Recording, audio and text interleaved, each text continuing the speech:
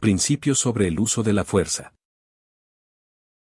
Los derechos humanos no son absolutos, tienen límites que deben ser razonables para no afectar derechos de terceros.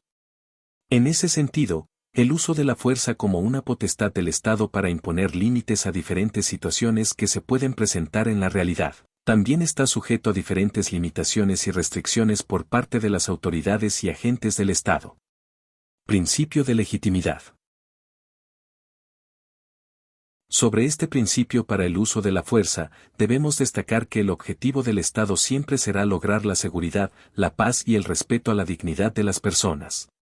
Las personas que transgredan el ordenamiento jurídico con sus acciones u omisiones deben ser arrestadas, pero nunca privadas de la vida, para posteriormente ser juzgadas por sus actos.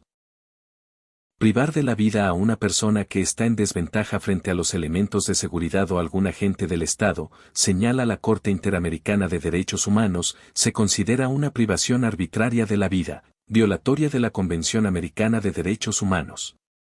En ese sentido, los principios básicos sobre el empleo de la fuerza y de armas de fuego por los funcionarios encargados de hacer cumplir la ley, señalan que los funcionarios encargados de hacer cumplir la ley no emplearán armas de fuego contra las personas, salvo en defensa propia o de otras personas, en caso de peligro inminente de muerte o lesiones graves, o con el propósito de evitar la comisión de un delito particularmente grave que entrañe una seria amenaza para la vida, o con el objeto de detener a una persona que represente ese peligro y oponga resistencia a su autoridad, o para impedir su fuga, y solo en caso de que resulten insuficientes, medidas menos extremas para lograr dichos objetivos. En todo caso, solo se podrá hacer uso intencional de armas letales cuando sea absolutamente inevitable para proteger una vida. En el mismo sentido, el Pleno de la Suprema Corte de Justicia de la Nación ha señalado que la legitimidad del uso de la fuerza pública, así como el análisis de su verificación, en razón de los derechos humanos que asisten a las personas sobre las que se ejecuta una acción de fuerza por parte de los cuerpos policíacos, exigen diferenciar distintos momentos en su uso. Primero, verificar la legitimidad de las causas que llevan a la intervención misma, contexto de hecho. Y las acciones previas a ello, planeación y medidas alternativas. Segundo, verificar la regularidad de la intervención en sí misma, ejecución y tercero, analizar las acciones estatales tomadas luego de haber intervenido con fuerza pública, medidas que, en atención a los deberes positivos que imponen al Estado los derechos humanos, son exigibles a quien la usó, en razón de la transparencia y rendición de cuentas a que está sujeta la actividad estatal.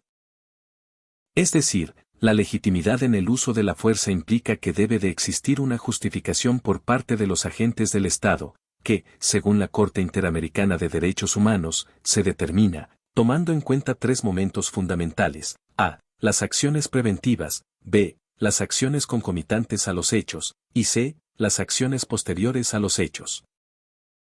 En caso contrario, si el uso de la fuerza no tiene base o apariencia alguna de legitimidad o legalidad, no corresponde aplicar estos estándares al análisis de las acciones u omisiones estatales.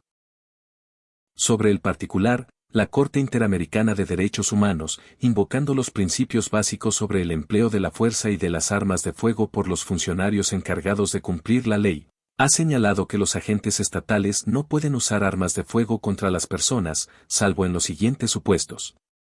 defensa propia, defensa de otras personas, en caso de un peligro inminente de muerte o lesiones graves,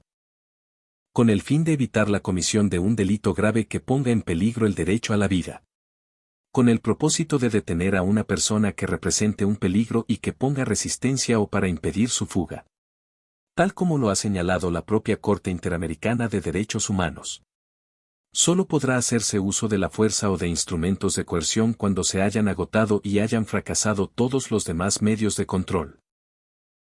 El uso de la fuerza letal y las armas de fuego por parte de agentes de seguridad estatales contra las personas, el cual debe estar prohibido como regla general. Su uso excepcional deberá estar formulado por ley, y ser interpretado restrictivamente de manera que sea minimizado en toda circunstancia, no siendo más que el absolutamente necesario, en relación con la fuerza o amenaza que se pretende repeler. María Elisa Franco Martín del Campo explica que Cuando las y los agentes estatales con facultades para hacer uso de la fuerza se encuentran en los casos de excepción señalados con antelación y van a usar armas de fuego, están obligados a tomar las siguientes medidas, con la finalidad de evitar confusión e inseguridad. 1. Identificarse como agentes estatales. 2. Advertir claramente sobre su intención de usar armas de fuego.